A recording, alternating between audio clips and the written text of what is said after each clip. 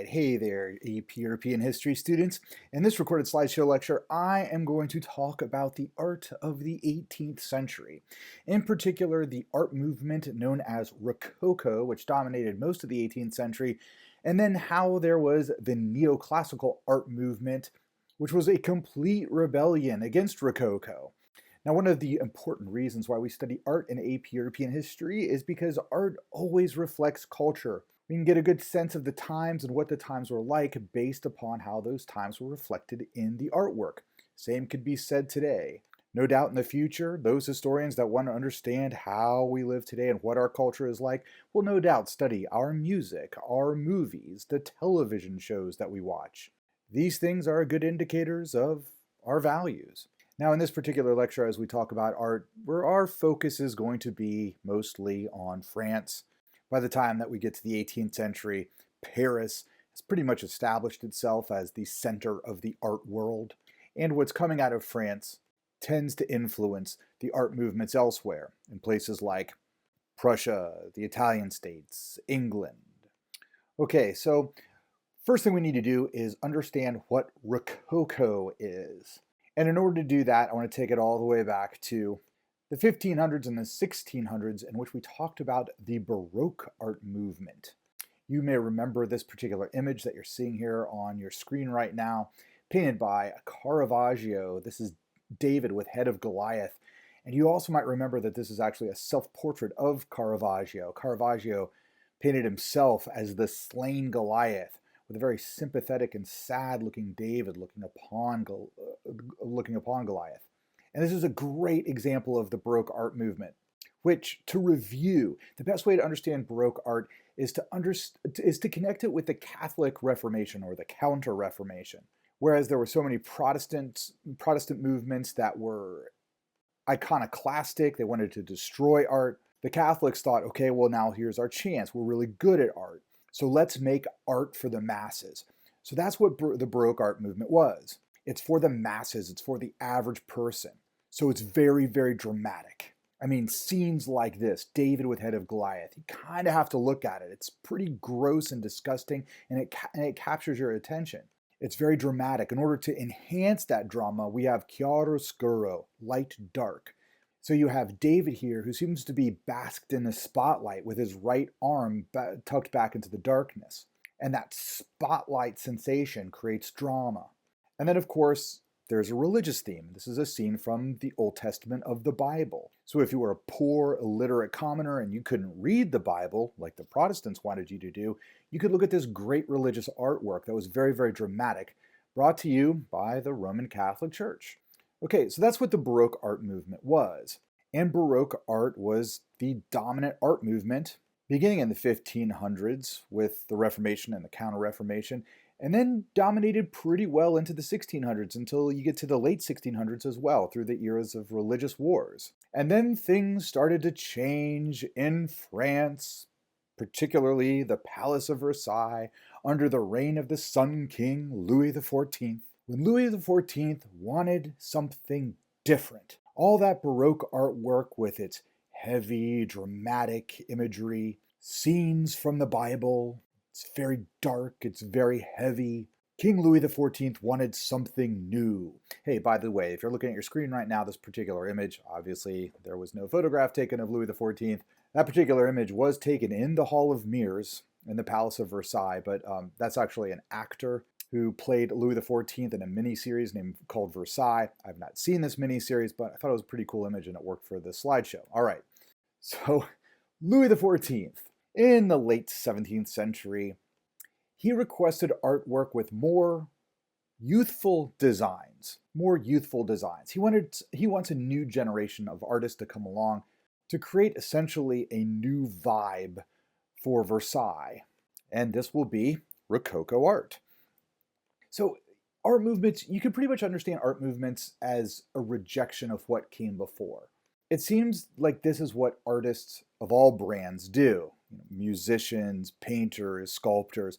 They look at sort of what their parents' generation did and said, I'm not going to do that. That stinks. I'm going to create something that's actually might be the exact opposite of that, or will at least offend people from that generation. We're going to do something new, something dramatic, something bold. That's a rejection of the previous generation's work. And so that's one way in which you can understand art movements of any sort, pretty much at any point in time in history. It's a rejection of the previous generation's work to create something new and bold. So Baroque artwork, it was very religious in design. It was very symmetrical, so it came out of Renaissance art. There was, for the most part, perspective, vanishing points, sort of an ordered structure. It was symmetrical. It was austere. It did not glamorize opulent living. I mean, Caravaggio, if you remember, he was a thug who lived in the streets of Paris, and he painted, or rather he used as models, the poor people of Paris, or the poor people, I'm sorry, he lived in Rome. Let me say this again. Caravaggio, he lived in Rome. He was a thug. He was a gangster. And so he used as models his friends, other thugs who lived in Rome. And so these were not the rich, these were not the opulent, these were not socialites. These were people who you could identify as austere. They were poor. And then, of course, Baroque art is very, very, very dramatic. But that dramatic is also rather heavy. It's biblical. It's dark. All right.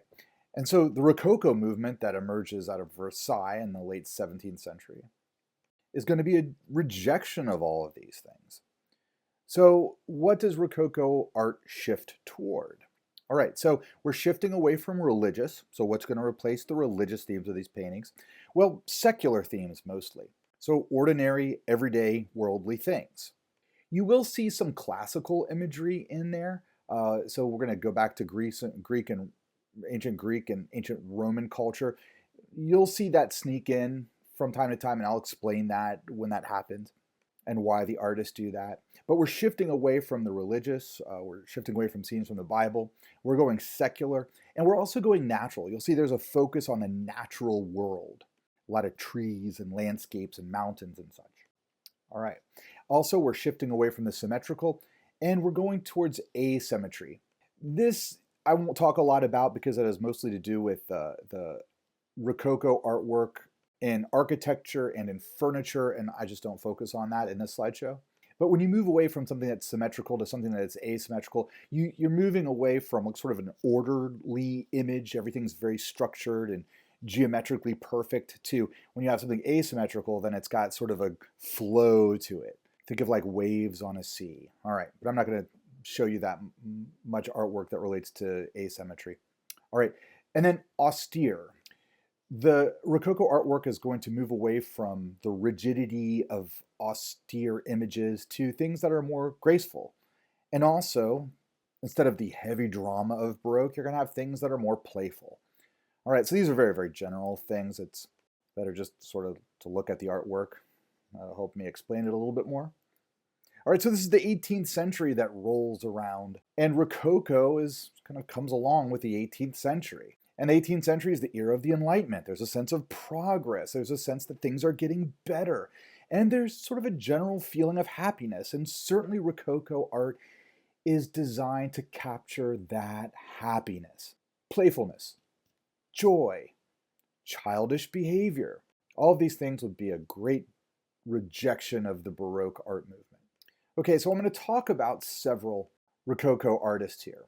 And I'll talk about them chronologically. So our first one here is Antoine Watteau, and he's early 18th century, and then I'll work my way through the 18th century, mostly chronologically. And the most important Rococo artist is going to be the final one. So in this lecture, you're going to get a sense of what Rococo art is, and then how it culminates at the end of the 18th century in the 1780s. With the most important Rococo artist that I want you to know, whose name is Jean-Honoré Fragonard. What you're going to see in the 18th century with the Rococo movement is this. It starts off with Watteau here, and he's going to paint things that are slightly daring, slightly bold, slightly revolutionary in terms of content, not necessarily painting style, but in terms of content, a little bit daring, a little bold, slightly naughty, but that daring, that audacity, that boldness, that naughtiness. What's going to happen is each subsequent generation throughout the 18th century, they're going to get even bolder, even more audacious, even more daring, even more naughty, until it culminates with Fragonard. Okay, so let's talk about the artwork of Antoine Watteau. Patronized by French aristocrats and French royalty, beginning with Louis XIV, the Sun King, this is the type of stuff that Watteau would paint.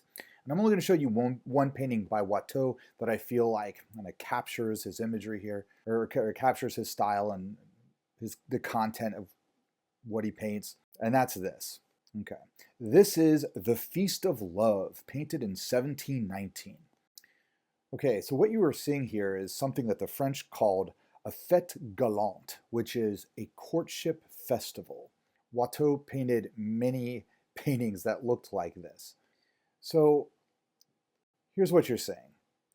Couples, men and women paired up, they are in a public park of some sort. But this public park in the early 18th century is out in nature somewhere, and they are courting. They are on a date. They are talking. They are flirting. They are, in some cases, making out. Now, notice that in this particular courtyard area here, Watteau places a classical statue. I'm going to assume that that is a sculpture of Venus, the goddess of love, with a little Cupid draped around her leg.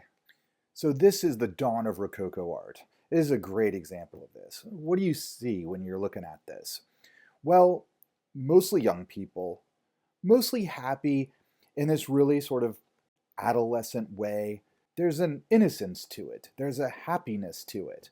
It has sort of this Garden of Eden-like quality to it. These people are away from their work. They are away from the things that they have to take seriously. They are away from church. They are away from business, government, all that stuff. They're here relaxing, loving, and in some cases, making love. But there is, with Watteau's paintings, a darkness to it.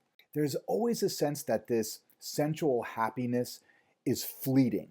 And I think you can see that in this particular piece with the couple that's walking away. So in the very center of the painting, you see the couple that's standing, that's walking away, and they're looking over their shoulders at the couple. It looks like they're looking at the couple that's being intimate, that's starting to make out a little bit. And they're giving them sort of this wistful look, like, oh, isn't that nice, but we have to leave. And Watteau's artwork tends to have this sense that this perfect place of love, it's really nice, enjoy it while you can, it doesn't last. So that's Watteau. That pretty much captures the dawn of the Rococo art movement. And what we'll see as the 18th century progresses is that Watteau will become too old-fashioned.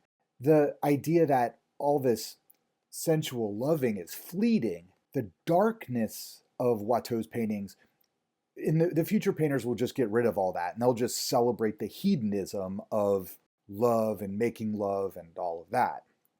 So here's our next generation of Rococo painters, and he is probably the biggest name of Rococo, and his name was Francois Boucher, the most popular painter in France in the 18th century. He spent time at Versailles, he was patronized by French aristocrats, and he delivered the goods, what they wanted. So what do they want? Well, they want female nudes. They want nothing religious. They want sensual, sexual artwork. And he gives it to them. Now, most of what Boucher paints are images from Greek and Roman mythology. Like this particular image right here is an image of Diana preparing for her bath. Diana, the goddess of the hunt. You might notice there's a hunting dog and some dead birds and rabbits and a quiver full of arrows around her. But really the focus here is a naked woman, or two naked women actually. Same here, we have the goddess Venus with her little cupids around, and the little cherubs are helping her do her hair in the morning. Must be nice having little angels do your hair for you in the morning. And she looks listfully down, and this is it. I mean, Rococo artwork. It's artwork that strips away all the heavy austerity, biblical stuff from Baroque. We've got a naked woman. She's beautiful. We don't take life too seriously. There's sort of this quality of, whatever, let's just be happy element to this type of painting, Rococo. All right.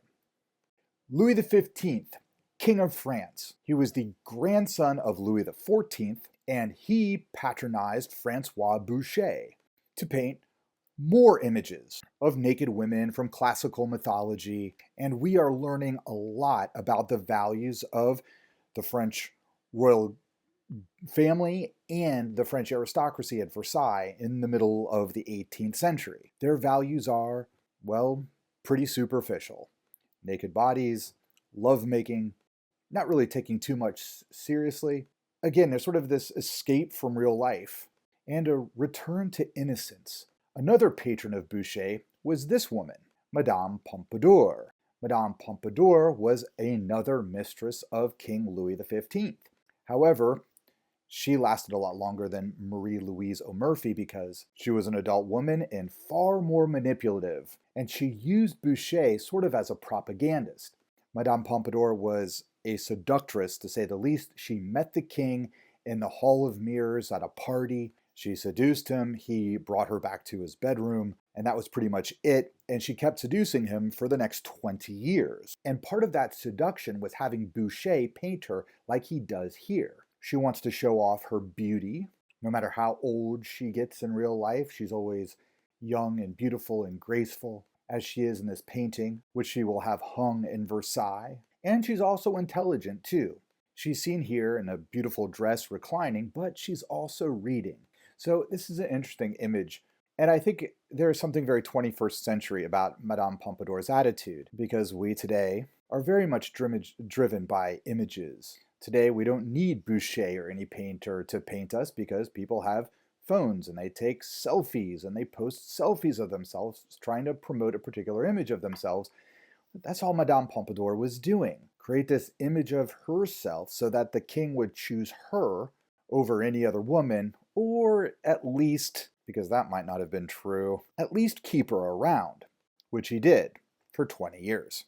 So this is Rococo. It's decadent. It's unashamedly sensual, and it's French. And these are still qualities that today a lot of people tend to associate with the French. Oh, they are very passionate. They make love. There are beautiful women. They are the opposite of Puritans. And so, did the rest of Europe find this annoying? Well, yes and no. Yes, a lot of people found it annoying outside of France, and even within France, too. Let me say this. This artwork is being produced by the French aristocracy. This becomes important in the late 18th century. French aristocracy and the king, so French royalty too, but just the upper echelon of people in France. This is not the artwork that most of the people enjoy.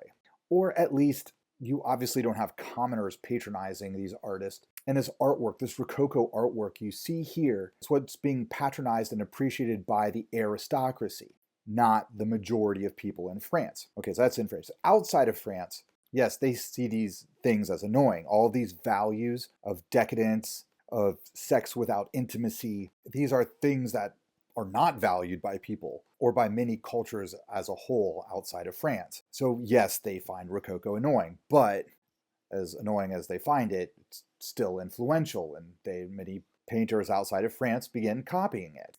And a great example of that is up in England. One of the greatest Rococo painters up in England was Thomas Gainsborough, lived in the middle of the 18th century. So what you get with Gainsborough up in England is, and the English don't like the French, they don't want to copy the French, but Gainsborough is one of these artists who's inspired by what's coming out of France, so he just alters it to make it English. So he celebrates nature, the landscape. This is the road to market.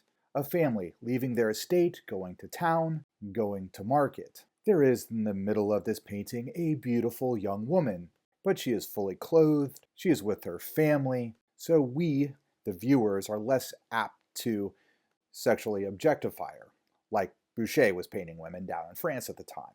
But there still is this sort of Garden of Eden quality to Gainsborough's paintings. There's an innocence to it. There's a focus on nature. It's a secular image. There's nothing religious about this. There's a sense of peace and happiness in this painting. And that is very much an influence of the Rococo style. Hey, by the way, the road to market is actually not in England or in Europe. It is here in Ohio at the Toledo Museum of Art. I know that each and every one of you want to take a trip up to Toledo to see The Road to Market by Thomas Gainsborough. The other English adaptation of Rococo art was a focus on children. Thomas Gainsborough had two daughters, and he painted them at least a couple of times, and here they are. Gainsborough celebrates childhood. This is new in the 18th century. Previously, in European history, childhood was something to be survived. Children were looked upon as these miniature adults. They were expected to fend for themselves at a very young age. Childhood was something that really was not protected. As soon as you were old enough to work, you were expected to work. Disease was so rampant that a lot of children didn't survive childhood. Remember the story of Queen Anne of England, who had 17 children, none of which made it out of childhood. But then things start to get better in the 18th century because health and medicine started getting better. The best example of this in the late 18th century, smallpox inoculations were developed. And that is a shining example of 18th century Enlightenment thought. Science, progress, things are getting better. So now Gainsborough looks upon his own children, and most importantly, childhood as a whole, as something that's precious. So instead of looking at children as miniature adults and their job is to sort of get tough as quick as possible and grow up, now Gainsborough, in terms of the way he paints his own children, presents childhood as something playful, innocent, and wonderful. And maybe children have something to teach us adults in terms of how we should live our lives, that we should try to recapture some of our own childhood innocence. Gainsborough does that in painting, in philosophy, and in literature. That's what Jean-Jacques Rousseau, the French philosopher, was trying to do at this exact same time in history with his writing down in France. Childhood as a stage in our life cycle that is something precious, that is something that should be protected, and as a stage in our own lives that we should always remember. That comes out of the Rococo art movement and 18th century philosophy, particularly the philosophy of Rousseau.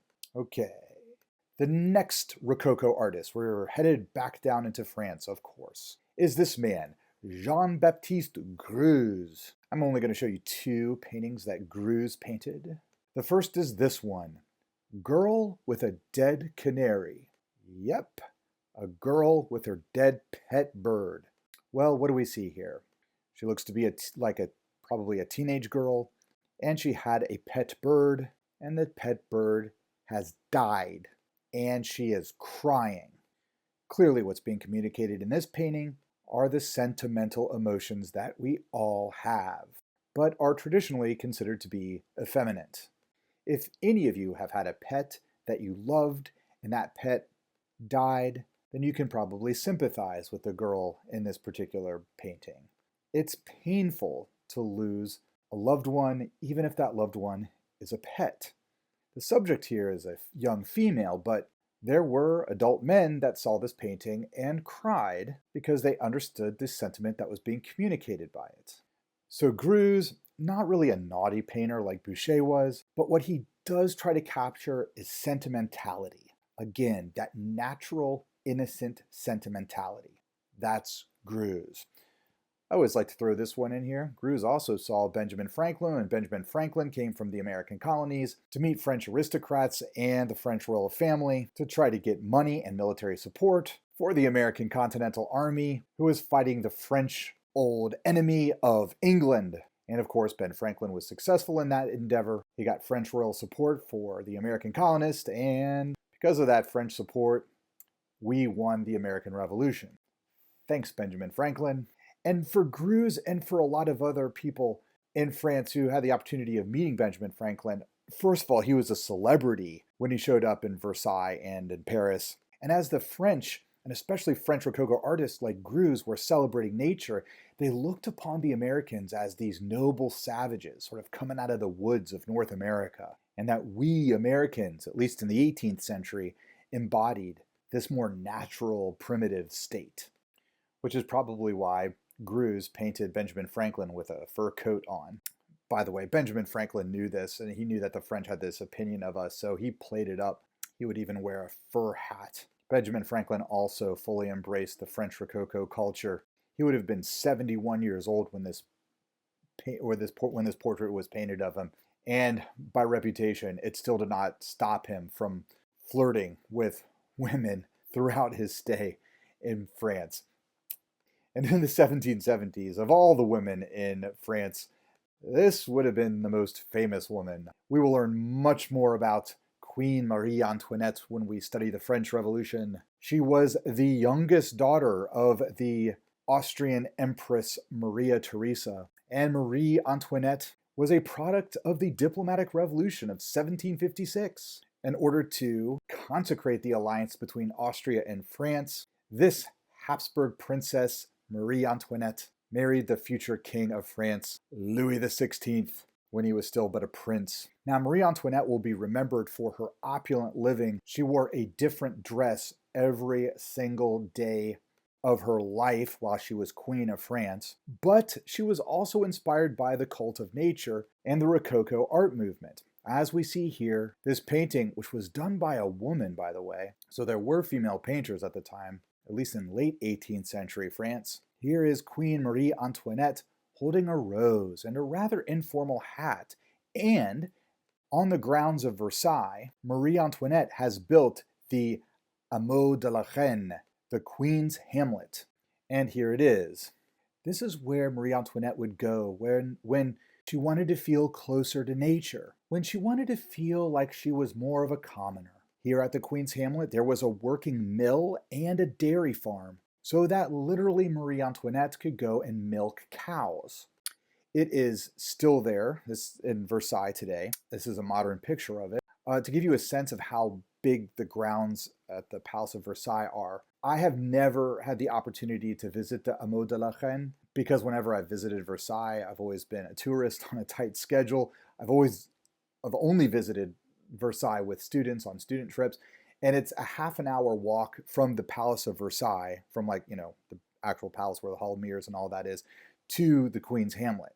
So it would be, half hour out, half hour back, and then time to spend around the grounds. I've just never had the time to do it. It's sort of, for me, impressive that Marie Antoinette had this built so that she could actually go and milk cows. But you also have to place this within context. The real peasants of France in the 1780s are starving to death. There's going to be a revolution in 1789. So the Queen's Hamlet will be seen by many people as being built in bad taste, because while Marie Antoinette is playing a peasant woman for fun, the real peasant women are starving. But that aside, the Queen's Hamlet is a good example of how the Rococo art movement has developed throughout the 18th century. It's a good example of the Rococo art movement. And then we arrive to this guy. Just like I said at the beginning of the lecture, the Rococo art movement, as I present it, tends to culminate with Jean-Honoré Fragonard. And there's one particular work by Fragonard, which is probably his most famous, that I would like for you to know, because I think it's the best example of Rococo art, and sort of the apex of how Rococo art developed throughout the 18th century. So Fragonard painted some classical images. He also painted some images of childhood and nature and innocence, like you see here with The Grape Gatherer of 1755. But mostly he focuses on those great French qualities of romance and sensuality and naughtiness. So you have images like this one painted not long before the French Revolution, The Stolen Kiss, an image of a young man planting one on the cheek of a woman who was not expecting it. But Fragonard likes to do things even more bold and daring than even Boucher. Now, this particular image of hot cockles probably doesn't strike you as too much because there's not this same in-your-face nudity that Boucher painted until you know what he's actually painting. It's interesting. This painting is very different from a lot of Boucher's paintings in that it's sort of grainy. It's almost impressionistic. Most of his paintings are done very, very precisely, or like a photograph. And this one is not. It's a little blurry. Now, one thing that is similar with other paintings by Fragonard that you see in this one is the large background of nature. He always has a lot of nature in his paintings, very similar to Watteau. Just like Watteau's paintings, you get the sense that you're deep in nature in some park or someplace way out in the woods where you have mostly teenagers making out. Okay, so Hot Cockles. Here's what Hot Cockles was. It was a game that teenagers would play, and it went like this. Whoever was it had to close his or her eyes and bury their face in somebody's lap. And if you were a man, you would close your eyes and face down into a woman's lap, and if you were a woman, into a man's lap. And then somebody would come up and spank you. And then you had to guess who spanked you. And if you guessed correctly, well, then you got to spank them back. And that was it. That's the entire game right there. Hot Cockles. But it's obviously this game that young people would play that had this sexual quality to it. And that's what Fragonard enjoyed painting. And that's a nice transition into his most famous painting that I would like for you to know. Here it is in its entirety.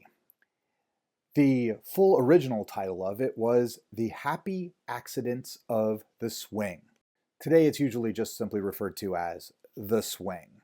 And it was painted on or around 1767. So let's take a moment to analyze The Happy Accidents of the Swing.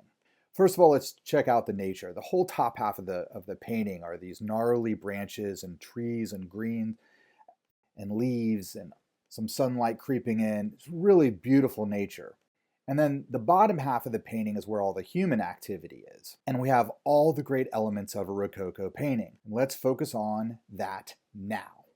So just like in Watteau's original Rococo paintings in the early 18th century, we're deep in nature where we have some sort of fête galante, a courtship festival going on. But let's look specifically at what's going on. Okay, so you've got the cupids, you've got the classical sculptures around there. So those are symbols of classicism and of love. We're bringing back the freedoms of the Greeks and the Romans. Okay, so there's that. And then there's what your eye immediately focuses on, the young girl on the swing. Or let's not call her a young girl. Let's call her a young lady on the swing. Okay, so she's on a swing. What's a swing do? A swing is fun. You go back and forth. You feel the wind in your hair. You go back and forth and back and forth.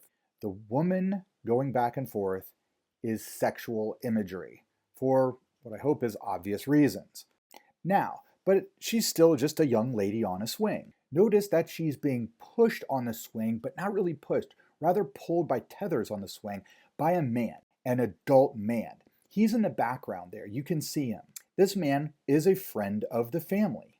One interpretation I read of this painting was that he was a priest. So he'd be like, the priest of the church where she attends. This is France, so everybody's Catholic. But I can't say that for certain, and he's not dressed like a priest. But suffice it to say, he's an adult man. He's a friend of the family. He represents authority and the fact that the family is a good family. It's a family of means, and that she is a respectable young lady. The reason why he is pulling her on tethers and not pushing her like we would push anybody else today on a swing is because he respects her, and he is therefore not going to touch her. This is an adult man that has no interest in this young woman as a romantic partner. He looks upon her as a nice young lady from a respectable family. And that's how she wants to present herself, at least to him. Now let's talk about the happy accident of the swing. The accident is the shoe. You'll see that the young lady has kicked her shoe off. That's the accident. Oops, I lost my shoe. It was an accident. Accident meaning I didn't mean to do it, it just accidentally came off. But that is a lie, because she's intentionally kicking her shoe off to her lover, who is, appropriately, hiding in the bushes below, and is clearly positioned so that he can look up her dress. So that makes this painting naughty, daring, and bold. But this painting, for me, is the best example of Rococo art and a reflection of the culture and the values of the French aristocracy in especially the second half of the 18th century. It's this female central character in this painting and the hypocrisy that she represents, because she represents two things. First of all, she is a fine young lady, able to walk off to the park with an adult family friend, this adult man, who looks upon her as a fine, chaste, good young lady, and she presents herself like that to him. Her fine dress, which represents her family status, is symbolic of her being a proper young lady. But that propriety is totally superficial, because she's also the bad girl with her boyfriend hiding in the bushes while she's flashing him and, oops, kicking her shoe. And that shoe, oh, it was an accident. No, it wasn't. This is an image of fake superficiality, and the French loved it. It was almost as if they all understood it. Yes, we're the French aristocracy. We're rich. We're powerful. We can pretend to be proper, but everybody knows we're really bad. And that is The Happy Accident of the Swing by Jean-Honoré Fragonard. Hey, so one last thing about The Happy Accidents of the Swing that I cannot explain. I don't know what Fragonard, I don't know what he was thinking when he did this, when he put this element in the painting. But art historians have pointed out that the guy in the bushes, the secret boyfriend there, Fragonard painted him in nearly the exact same position of Michelangelo's Adam in the creation of Adam, which is of course the centerpiece of the Sistine Chapel. So I'll let you do your own deciphering here, whatever you think. Does this lusty bad boy boyfriend represent the new first man? Is this lustful relationship the new spark of God? I don't know. I'll let you draw your own conclusion to this. But this is it. This is Rococo. Today, not a lot of art historians or art critics ever look back upon the Rococo art movement, which dominated the 18th century, with much respect, because it was all so superficial. It seems disgusting and just hedonistic, just a celebration of the superficial. But some art historians say, well, that also makes it really modern. 200 or 300 years from now, what will historians think about what people posted on Instagram or TikTok or whatever? But just curious, did any of you, while you were looking at this, just get grossed out by it? Did you just think, wow, what a bunch of superficial, awful, disgusting, rich, stuck up, awful, disgusting people? Did any of you feel that way about this artwork? If so, if you did, you are in company with one man from the 18th century, who is the final artist that I will talk about in this lecture. He was French too. He was an artist, and he will dedicate himself to destroying Rococo art and bringing in a whole new type of art form. All right, so his name was Jacques-Louis David. Be careful, young Americans, with his last name, because you look at his last name and you're like, oh, his last name was David. No, it's not David. He's French. It's David. So Jacques-Louis David. Jacques-Louis David had a pretty rough childhood. When he was a young man, he was sword fighting with a friend, and in this sword fight, he got his cheek slashed, his right cheek slashed.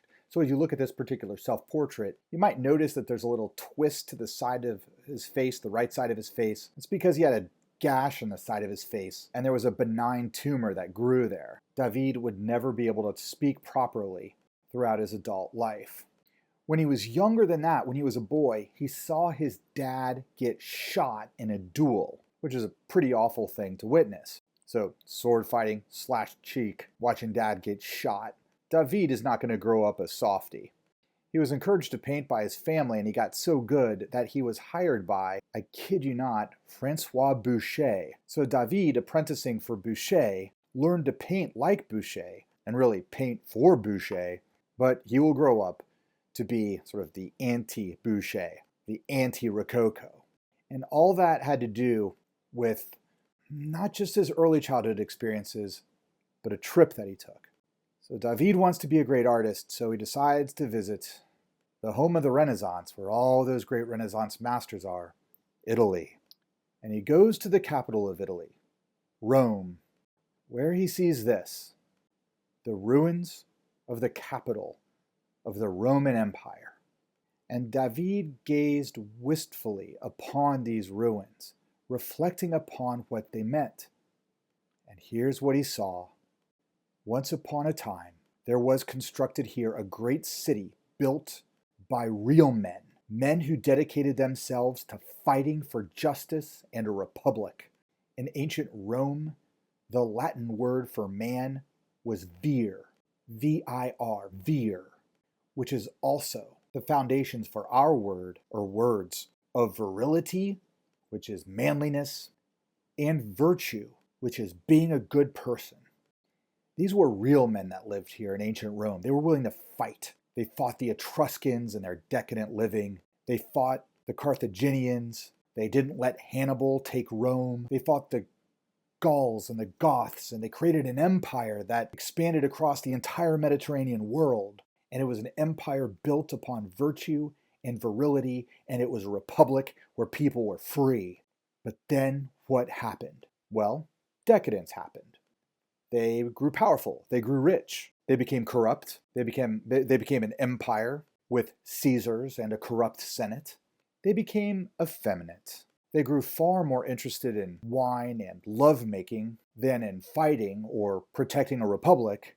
They grew weak, and eventually they were so weak and they were so corrupt that they just opened the gates and let the barbarians invade.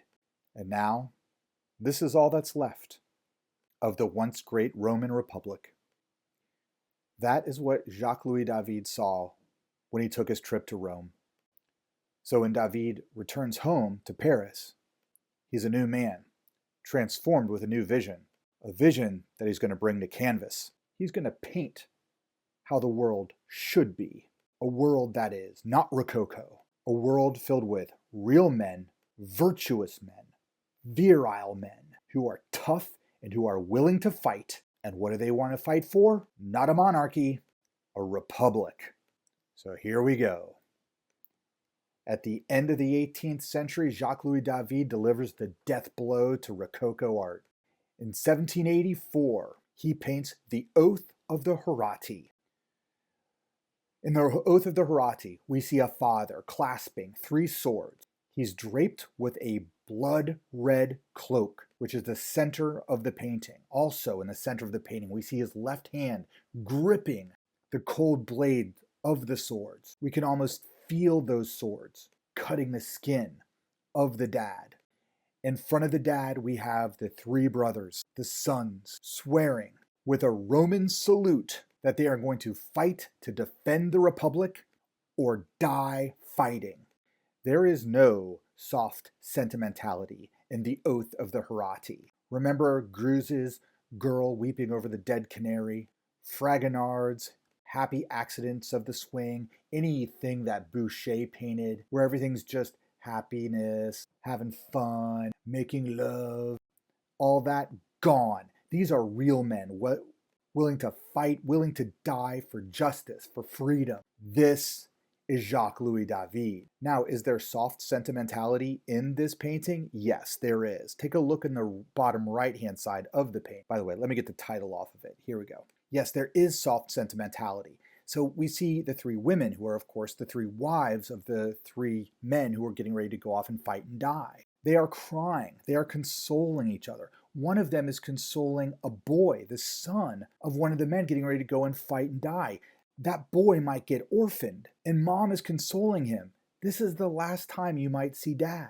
There's also, as I look at it, an even younger child that's also bearing his head into mom's lap. She's wearing all black.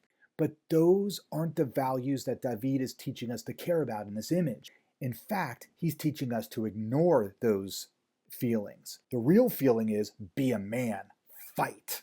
That's what he's trying to communicate in this painting. And it's almost like he's like, women, shut up. Yeah, go cry in a corner. This isn't for you. We got real men's work to do here. Fighting. And fighting for a republic. This painting made its first appearance in a royally funded, free, open to the public art show. It was held in the Royal Palace in downtown Paris of the Louvre in the year 1785. This was the very first art show in the Louvre, which is, of course, now probably the most famous art museum in the entire world.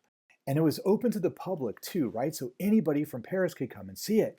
And many people did. They lined up to come and see this painting. It became a sensation. And look at what is being communicated in it. So this isn't a painting for the aristocracy. This is a painting for the people. And this painting is saying, fight. Fight for a republic. This art show was in 1785. Across the Atlantic, the United States of America was already, we were already a free independent country, acknowledged by Britain as such in the year 1782. And how did we get free? Well, with a lot of help from the French. And those French soldiers, well, they were mostly commoners, led by aristocrats, but there were probably some veterans of the American War for Independence who were walking around the streets of Paris, living in probably something close to poverty, and they saw this. 4 years after this was shown publicly, France has a revolution. Now, the way I'm building this up and telling the story, I'm almost making it seem like this painting alone caused the French Revolution. That is not the case. There are obviously a lot of factors that go into the French Revolution and why the French Revolution happened. But the significance of this painting is that Jacques-Louis David will be providing the images for the French Revolution. In a day and age before television, movies, radio, people will draw their inspiration for why to fight and what they're fighting for from songs that they sing and images like this, paintings by Jacques-Louis David and his imitators. Jacques-Louis David is killing Rococo art and replacing it with something called Neoclassical art. Neo means new. Classical means classical civilization. Greece and Rome, they never go away. So new classical art, neoclassical art. And I have provided a rather informal definition for neoclassical art and a good way to understand it and how it stands in contrast to Rococo art. So neoclassical art. It's pretty much born with Jacques-Louis David, and I'll give it the birthday of 1784 when he paints the Oath of the Herati, or I guess you could say 1785 when it makes its first public appearance at a public art show in the Louvre, but then it influences much of the artwork of the 19th century. And I define it as a revival of classical images of virtuous manliness and a willingness to fight for a democracy like the Greeks had or a republic like the Romans had. Okay, so again, neoclassical art, really born with Jacques-Louis David. It brings back the images of ancient Greece and ancient Rome, but those images that are associated with a willingness to fight for freedom. So let's not confuse neoclassical art of the late 18th century with the Renaissance art of the 15th century, like Botticelli, like you see here. And it's tough because that word neoclassical means, well, to bring back ancient Greece and ancient Rome. And isn't that exactly what the Renaissance was? And yes, broadly, that's what the Renaissance was. It brought back ancient Greek and ancient Roman images. But the difference is in the content. So during the Renaissance masters were trying to bring back certain elements that the Greeks and the Romans had, certain elements of their own artwork and their own mythology. Let me be more specific here. So during the Renaissance, they were bringing back realism. They wanted to paint things to look realistic. In order to do that, they brought back Euclidean geometry so there could be perspective. They also brought back nudes.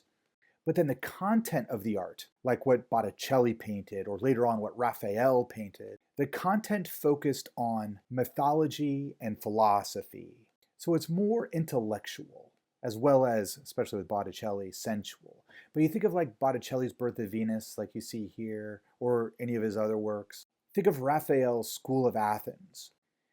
There's no fighting in those great masterpieces of the Renaissance. There's a celebration of realism, of beauty, of mythology. There are those elements. So when you get to Jacques-Louis David with his neoclassical art, he wants to bring back really warfare, like the Greeks fighting the Persians or the Romans establishing a republic. Like that's neoclassical. The focus on that manly virtue to fight for either democracy or republic. So let me do with neoclassical art what I did earlier with Rococo art at the beginning of this lecture. So we're now going to shift away from Rococo's secular and natural themes, its asymmetrical painting, its gracefulness and its playfulness towards neoclassical art. So instead of focusing on the secular and the natural, we focus on classical civilization. A lot of images from ancient Greece, ancient Rome, and their willingness to fight for freedom. All right, I didn't talk a lot about the symmetry or the asymmetry of Rococo art, but once again, we're going back to the symmetry in neoclassical art. We're going back to symmetry in neoclassical art because symmetry represents order. Again, we're not focusing on things being graceful, but rather tough, rigid, and austere.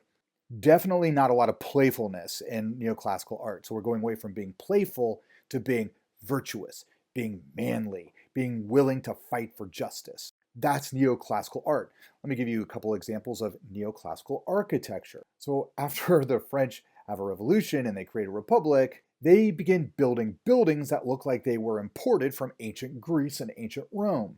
Buildings with columns. What can be more classical than a column? And just like the Parthenon had a frieze on the top of it, this sculpture carved out of the top, so too does the Palais Bourbon, which is where the French National Assembly, which is like the Congress of France, that's where they meet. And it looks like something straight out of ancient Greece, this architecture. So if you're looking at that and you're thinking, well, it kind of looks like what we have here, you'd be right. Here's the American Capitol, a shining example of neoclassical architecture. This, the Capitol building in Washington, D.C., where the United States House of Representatives and the United States Senate meet to protect our democracy. So what you should be seeing as you look at this building is neoclassicism.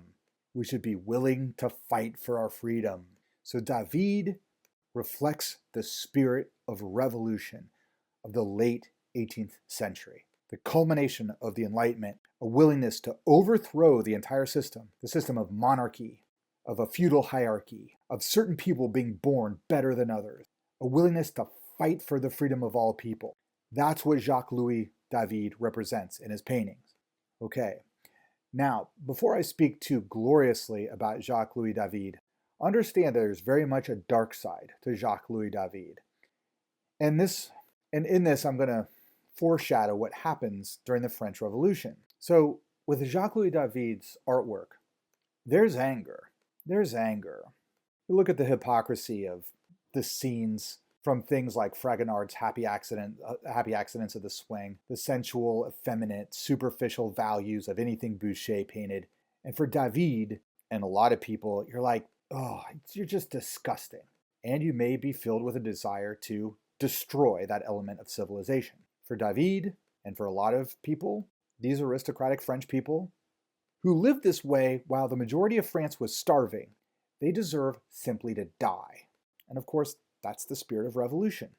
Murder, killing the oppressors, killing the unvirtuous, killing the hypocritical rich. But how far does the killing go? In June 1789, a new group calling itself the National Assembly will declare itself the new government of France, representing the people of France. They will abolish aristocratic privilege. They will force King Louis XVI and his wife, Marie Antoinette, to be their hostage and to work cooperatively with them. But as soon as they do this, new forces are let loose in France. The poor rise up. Now, most of the men who started the revolution and began creating a new government, men that you see here as Jacques-Louis David started to paint them, but you'll notice this painting is unfinished, these men will die, and the National Assembly will be replaced with a new government called the National Convention. This National Convention will allow all men to vote throughout France, and anybody of money and privilege will die. There was even a new invention, a new form of execution that came along to better enable the French revolutionaries to quickly execute people. This was the guillotine, and the French National Convention instituted revolutionary terror. Kill the rich, kill the rich, kill the rich. But once you start doing that, where does it end? France became a place of hysteria, of people living in fear, and eventually, in 1793, an ordinary woman who lived in the province of Normandy in the north of France came to Paris, and she killed one of the men who was most responsible for the French terror. She killed him when he was in his bathtub, in his apartment in downtown Paris, by driving a knife into his chest. And then she stayed with him, allowed herself to be captured. She was tried by a jury and found guilty for murder. She claimed that by killing this one man, she would save 1,000 others. She wanted to stop the madness of the terror. That man who was responsible for the terror, his name was Jean-Paul Marat. The woman who killed him was Charlotte Corday. You will learn about both of them when we learn about the French Revolution. Now, so with this man dead, the persecution of anybody associated with the French aristocracy before the Revolution should be over, but not quite, because David painted him. This is David's painting, The Death of Marat. David intentionally painted Marat to look like Jesus after he was brought down from the cross. In other words, Jacques-Louis David made sure that Marat, who was a man who created paranoia in France, hysteria in France, calling for more blood of any French person, kill any French person who was an aristocrat or even in any way supported the aristocracy. That's what Marat wanted. He was a monster.